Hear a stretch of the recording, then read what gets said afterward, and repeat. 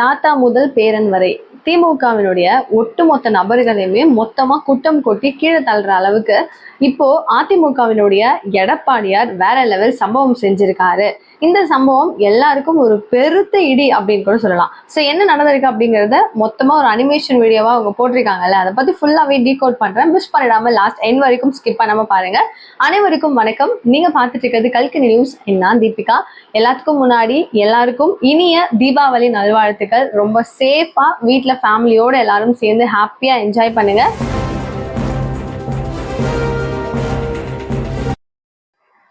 அதிமுக தரப்புல இருந்து வெளியிட்ட ஒரு வீடியோ அப்படின்னா அது வந்து அனிமேஷன் வீடியோ. அது மொத்தமா திமுகவை மையப்படுத்தி தான் வந்துட்டு இருக்கு. இதுல இன்னொரு மாதிரி சொல்லணும் அப்படின்னா, இப்போ சட்டப்பேரவை கூட்டத்தொடர் அப்படிங்கிறது ஒன்று நடந்துச்சு. அதுல எல்லாரும் அந்த அளவுக்கு அதிகமா ஒரு மீட்டிங் அப்படிங்கறத ஆளும் கட்சி ஆகட்டும் எதிர்கட்சி ஆகட்டும் ரெண்டு பேரும் சேர்ந்து தரமான சம்பவம் செய்தார்களா அப்படிங்கிற ஒரு கேள்வி வரும்போது அது பெருத்த கேள்வியாக மட்டும்தான் இருக்கு. அப்படிங்கிற சூழ்நிலையில அவங்க கொண்டு வந்த அந்த மூணு விஷயம் கொஞ்சம் ஒரு இம்பாக்ட கிரியேட் பண்ணுச்சு அந்த சட்டசபையில.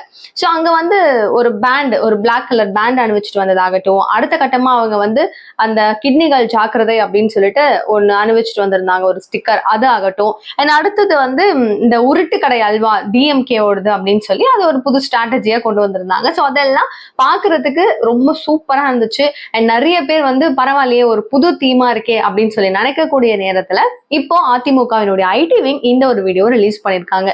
இது என்ன மையம் அப்படின்னு கேட்டீங்கன்னா, நம்ம தாத்தா பேரன் மொத்த குடும்பத்தோட ஹிஸ்டரியும் மானமும் போயிருச்சேப்பா அப்படின்னு சொல்லும் வகையில நம்ம கருணாநிதி அவர்கள் இருக்காரு இல்லையா, அவரு ஒரு அல்வா வந்து ஒரு குடும்பமா சேர்ந்து கிண்டுறாங்க. அந்த அல்வாவை வந்து அவர் கிண்ட இந்த அல்வாவை எடுத்துட்டு போயிட்டு இன்னொரு பக்கம் இவங்களுக்கு அடுத்த கட்டமா மு.க. ஸ்டாலின் அவர்கள் கிண்டுறாங்க, மக்கள் கிட்ட விற்கிறாங்க. இவங்களுடைய ரெண்டு ஹிஸ்டரி முடியுது. அடுத்தது இன்பநிதி ஸ்டாலின் அவர்களும் உள்ள வந்து, தாத்தா இதுக்கப்புறம் அப்பா இதுக்கப்புறம் எனக்கு தானே இந்த அல்வா, நான் தானே இதுக்கப்புறம் இதெல்லாம் செய்ய போறேன் அப்படிங்கிற மாதிரி கேட்கிறாரு.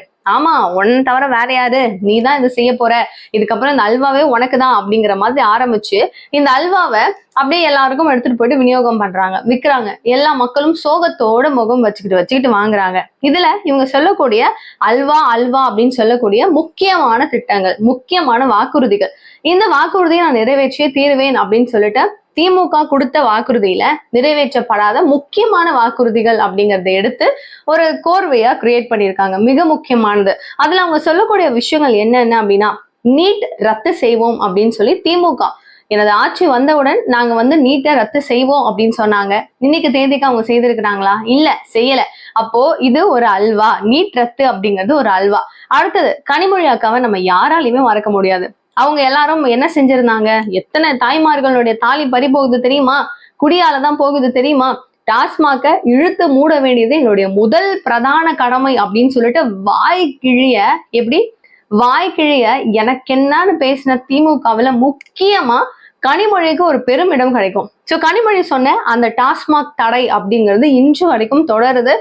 இப்போ டாஸ்மாக்ல மட்டுமே ஊழல் அப்படிங்கிறது எந்த அளவு கோடி ஊழல் அப்படிங்கிறது திமுக எடுத்திருக்கிறாங்க அப்படிங்கிறதும் தெரியும். இடி ரைடு எல்லாமே உள்ள வந்ததுல எல்லாருக்குமே தெரிஞ்ச விஷயம் தானே.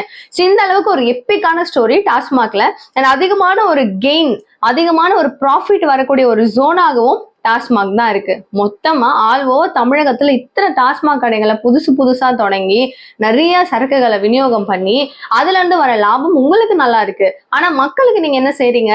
இது ஒரு பெரும் ஏமாற்றம் அப்படிங்கறதுல மாற்று கருத்தே கிடையாது.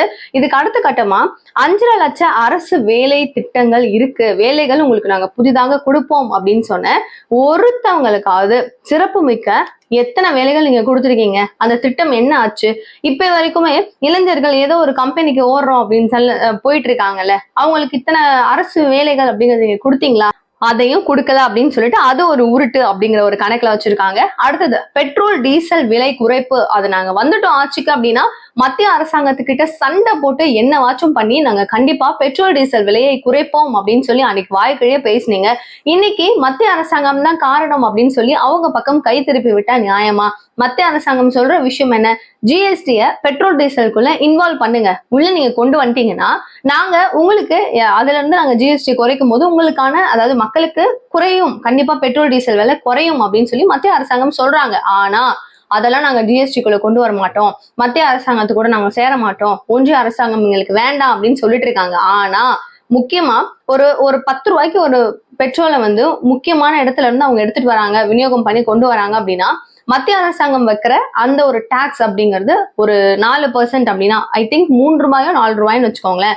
ஆனா அதுக்கு அதே அளவுக்கு திரும்பவும் 8 ரூபா வரைக்கும் இந்த டாக்ஸை டபுளா வந்து நம்ம கிட்ட இருந்து வாங்குறது அப்படின்னு பார்த்தா அது மாநில அரசு தான். இதை நம்ம கேட்டோம் அப்படின்னா நோ நோ நோ அப்படின்னு சொல்லிடுவாங்க. இன்ஃபேக்ட் இப்போ தங்கம் தென்னரசு அவர்கள் ஃபினான்ஸ் மினிஸ்டர் எவ்வளவு அளவுக்கு ஃபைட் பண்ணிட்டு இருந்தாருன்னு உங்களுக்கு தெரியுமா? ஜிஎஸ்டி ஏன் குறைச்சிங்க, இந்த ஸ்லாபை ஏன் எடுத்தீங்க, நீங்க எடுத்ததுனால எங்களுக்கு இந்த அளவுக்கு நட்டம் வரும் உங்களுக்கு தெரியுமா அப்படின்னு சொல்லிட்டு இது மொத்தமா சென்ட்ரல் பக்கமே தான் திரும்பிச்சு.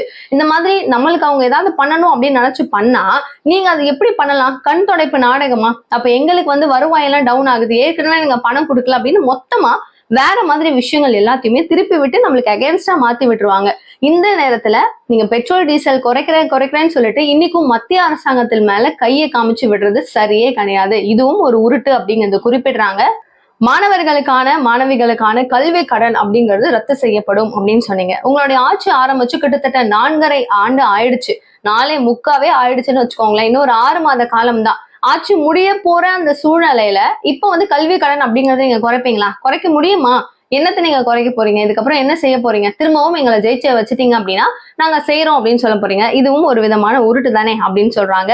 மகளிர் உதவித்தொகை அப்படிங்கிறது எல்லாருக்கும் உண்டு அப்படின்னு சொல்லிட்டு இதை வந்து ஒரு கிரிட்டேரியாவா ஒரு கேடரா பிரிச்சு இவங்களுக்கு மட்டும்தான் அப்படின்னு சொல்லிட்டு புதுசா ஒரு ஸ்டோரியை கிரியேட் பண்ணீங்க. இன்னைக்கு இப்ப எலெக்ஷன் கிட்ட வரப்போற சூழ்நிலையில உங்களுக்கு யாருக்கெல்லாம் வந்து பணம் கிடைக்கலையோ நான் திரும்பவும் உங்களுக்கு கொடுக்குறேன் அப்படின்னு சொல்லி அனைவருக்கும் எல்லா மகளிர்களுக்கும் 1000 ரூபாய் ஊக்கத்தொகை அப்படிங்கிறது வரும் அப்படின்னு சொல்லி இன்னைக்கு சூழ்நிலையில சொல்றீங்க. இன்னும் பல பேருடைய கையில அந்த பணம் விழவே இல்லை. இதுக்கெல்லாம் என்ன பதில் சொல்ல போகுது அரசாங்கம் அப்படிங்கிற ஒரு கேள்வியோட இதுவும் ஒரு விதமான உருட்டு அப்படிங்கிறத முடிக்கிறாங்க. நெக்ஸ்ட், ஒப்பந்த தூய்மை பணியாளர்கள் பணி நிரந்தரம் அப்படின்னு சொல்லி எந்த அளவுக்கு ரொம்ப ரொம்ப மோசமான ஒரு பொய்யை சொல்லியிருந்தீங்க. நீங்க எவ்வளவு பேர் தூய்மை பணியாளர்கள் நின்று களத்துல இறங்கி போராடிட்டு இருக்காங்க, அவங்களுக்கான ஒரு நல்ல விஷயம் நீங்க பண்ணீங்களா அப்படிங்கிற கேள்வியையும் உருட்டு அப்படின்னு நிறுத்திருக்காங்க. மாதாந்திர மின் கட்டணம் அப்படின்னு சொல்லி கேட்டீங்க. ஆனா நம்ம இப்போ வரைக்கும் ஸ்டில் டேட் வரைக்கும் 2 மாசத்துக்கு ஒரு வாட்டி தான் கரண்ட் பில்ல கட்டுறோம் தமிழகத்துல. ஆனா மாசம் மின் கட்டணம் உங்களுக்கு 100 யூனிட் ஃப்ரீ அப்படின்னு சொல்லி அன்னைக்கு பேசுனீங்க. ஆனா இன்னைக்கு செயல்படுத்துனீங்களா? இல்ல. அதுவும் ஒரு அல்வா தான் அப்படின்னு சொல்லி மொத்தமா வருது. இதுல முக்கியமான இன்னொரு வேலை 150 நாள் 100 நாள் வேலை திட்டம் அப்படிங்கிறது தெரியும் இல்லையா? இது கூட 150 நாள் வேலை திட்டம் அப்படின்னு சொல்லி நாங்க ஒண்ணு கொண்டு வருவோம் அப்படின்னீங்க.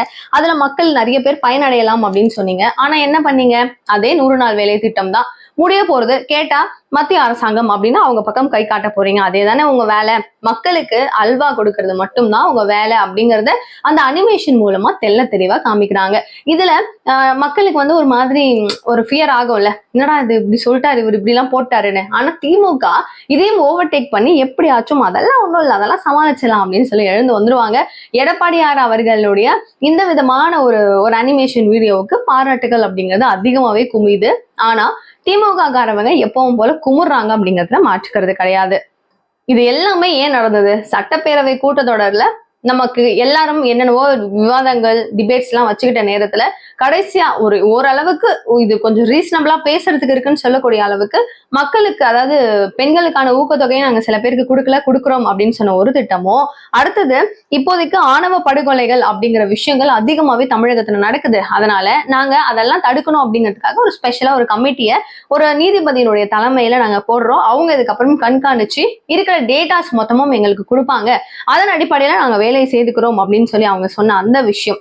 சோ இந்த 2 விஷயங்கள் ஏதோ ஒரு மாதிரி இருக்கு. ஆனா இவங்களை வச்சு செய்யும் வகையில அதிமுக சிறப்பான சம்பவம் செஞ்சுட்டாங்க.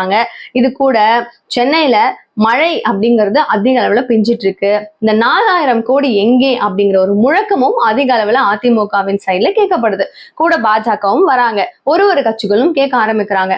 காரணம், இப்போ ரீசெண்டா நேத்து முந்தா நாள் தீபாவளி டைம்ல ஒட்டி மழை பெய்யும் போது அங்க வேளச்சேரி பகுதிகளில் கழிவு நீரும் சேர்ந்து வீட்டுக்குள்ள வருது. அது எங்களால குடிக்கவும் முடியல. எங்களால எப்படிங்க நாங்க குடிக்க முடியும், நாங்க எப்படிங்க வாழ்வாதாரத்தோட வாழ முடியும் அப்படிங்கிற கேள்வி வரும்போது அப்ப வடிகால்கள் அமைச்சிட்டோம், 99.9% முடிஞ்சிருச்சு அப்படின்னு சொல்லிட்டு மேயர் பிரியா அவர்கள் சொல்லியிருந்தாங்களே, அந்த 4000 கோடி எங்கே, அது என்ன பண்ணிருக்கீங்க அப்படிங்கிற கேள்விகள் அதிக அளவுல கேட்கப்படுது. ஆனா தமிழக முதலமைச்சர் மு.க. ஸ்டாலின் அவர்கள் சொல்லக்கூடிய விஷயம், எந்த மாதிரி மழை வந்தாலும் நாங்க சமாளிப்போம், எங்க கிட்ட அந்த எஃபிஷியன்ஸ் இருக்கு அப்படிங்கிறாங்க. பாப்போமே, எப்படியா இருந்தாலும் அவஸ்தைப்படுறவங்க ஒரு பக்கம் இருக்கும், என்ன சொல்ல போறாங்க, என்ன நடக்க போகுது அப்படிங்கறத பாப்போம்.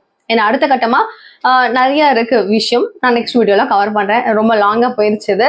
அண்ட் நிகழ்கால நிகழ்வுகள் ஒன்னொன்னும் உடனுக்குடன் நீங்க தெரிஞ்சுக்கிறதுக்கு சேனலை சப்ஸ்கிரைப் பண்ணிக்கோங்க. தேங்க்யூ சோ மச் ஃபார் வாட்சிங் திஸ் வீடியோ.